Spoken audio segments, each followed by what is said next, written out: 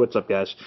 Today we're going to talk a little bit about fielding technique, and we're going to worry about just from the point that you get down to field the ball when you're in your fielding position. That's all we're really going to worry about. I've had a couple of past videos where I've talked about what you do in preparation to get to the ball, and then also what happens after you field it, the way we use our footwork to throw to first base or second base or wherever we're throwing. So if you want to see that, you can go back to some past videos. But for today, just fielding technique when we're down in the fielding position. So I've got a video of Derek Jeter. For one, I just have a lot of videos of Derek Jeter. He's easy to get videos of, so that's why I look at him a lot. But also, he's played in the big leagues for a long time, played shortstop, the most demanding position, and he's a great fielder. He's won a bunch of Gold Glove awards. So let's get to it. So we see Jeter here, and I'm going to fast forward a little bit here. Not worry about this beginning part. We've already talked about that. But where I really want to start to pay attention is this point right here. So he gets down into position.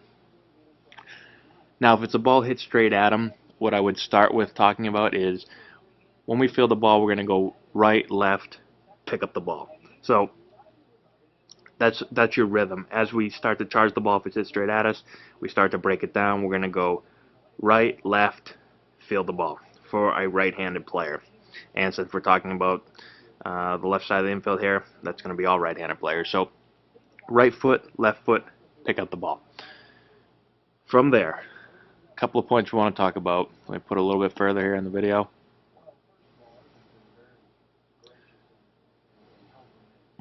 Okay. Couple of points here. This is how I would do it if I was going over with a player. A couple of key points I like when fielding the ball. First thing is you want to have your feet spread a little bit wider than shoulder width apart. It's going to let you get down there a little bit better. Going to let you get a flat back. It's going to put you in a more athletic position. And if you see Jeter, his feet are tough to see here, but they're just wider than shoulder width apart. The second thing is the position of your feet. So you want your feet to be square to the ball. Now some guys like to have their left foot a little bit in front, some guys like to have their right foot a little bit in front.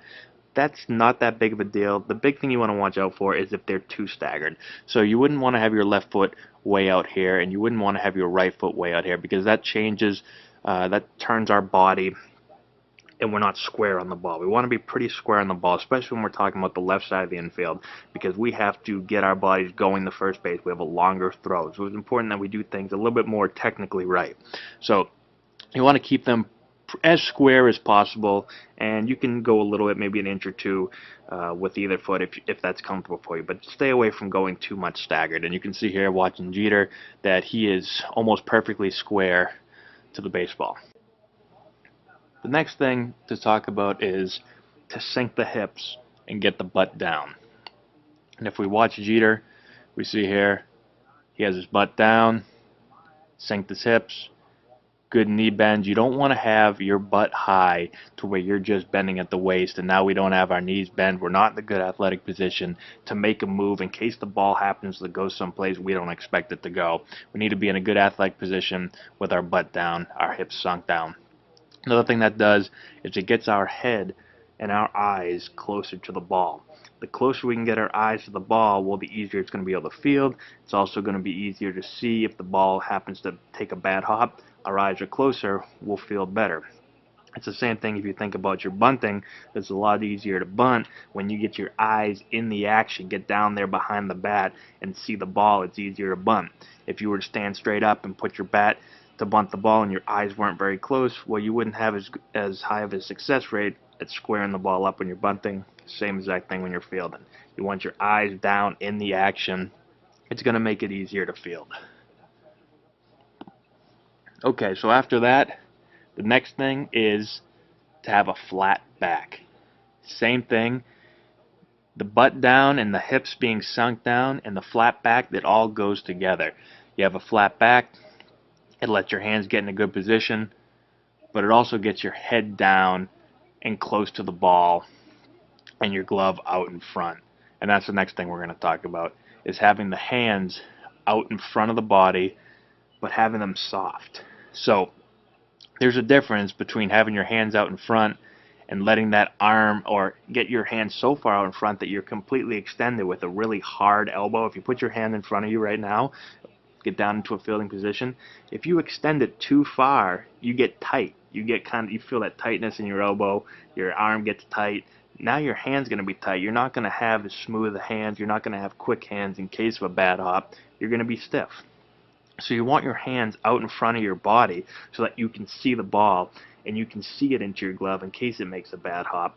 But you don't want it so far in front that you're tight and you have no movement, and if a ball happens to make a bad hop or you need to make an adjustment, your hands will be too stiff and now you're going to have hard hands instead of soft hands. You've heard it all the time.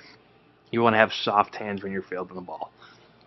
So it's really important to get the glove out in front, but not too far in front that we're stiff. Just enough out in front so it's out in front of our eyes.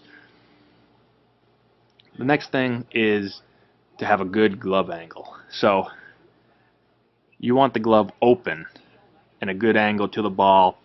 And when I'm talking to little kids or younger players, I like to tell them that you have two eyes inside your glove and you want to show the eyes to the ball. Just an easy way, because a lot of kids will have their gloves either turned so that they're not completely open, or they might even have them closed and they flash it open at the last second. And this is all going to lead to, yeah, maybe you can do it, but every now and then, if your glove's not in a good position, well, you might make an error. You might not open your glove in time.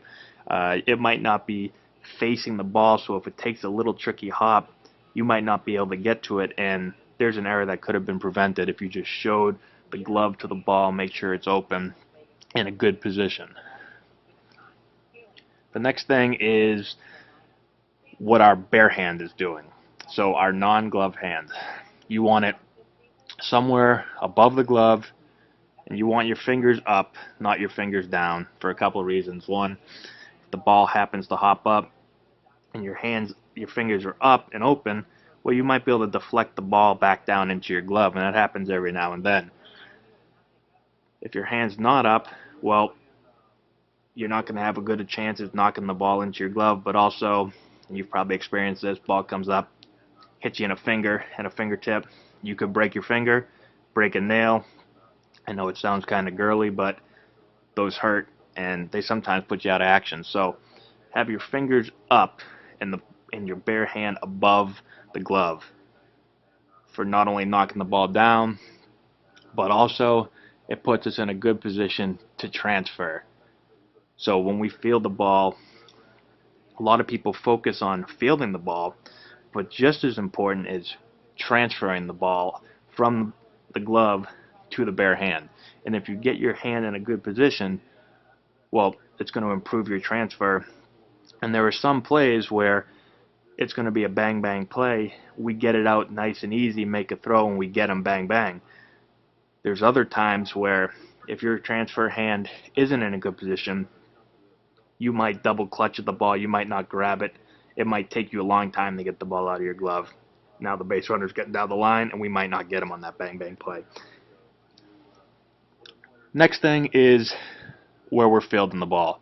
So what you want to do is field the ball from the middle of your body to your left eye. What that means is you want to field the ball on the left side of your body.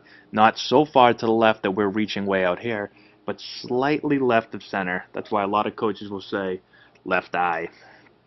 That just happens to be the point that coaches will refer to. So I think about fielding the ball to my left of center or left of my midline, preferably over my left eye. You don't want to field the ball to the right side of your center for a couple of reasons. First reason is the more the ball is on this side of you and you start reaching back, your hands are going to get tight. It's tough to keep soft hands when you start moving further and further to your right, because your arm is going to start to get fully extended the further you go to the right. Now you have a hard arm, hard elbow, and your hands get stiff. Tougher to field the ball that way. Second reason why is now if we're reaching back this way and we're playing the ball at our right eye or our right ear and we're on the wrong side of our body, the ball is starting to get beyond our center here, our chest. So if it happens to take a bad hop up or something happens, well, it's going to scoot by us into the outfield, and we're not going to be able to knock the ball down. Our first and our usually our number one priority is just to field the ball clean, but every now and then it doesn't happen. Maybe you get a bad hop. Maybe for some reason the ball just kind of hits up in the heel of your glove and bounces up.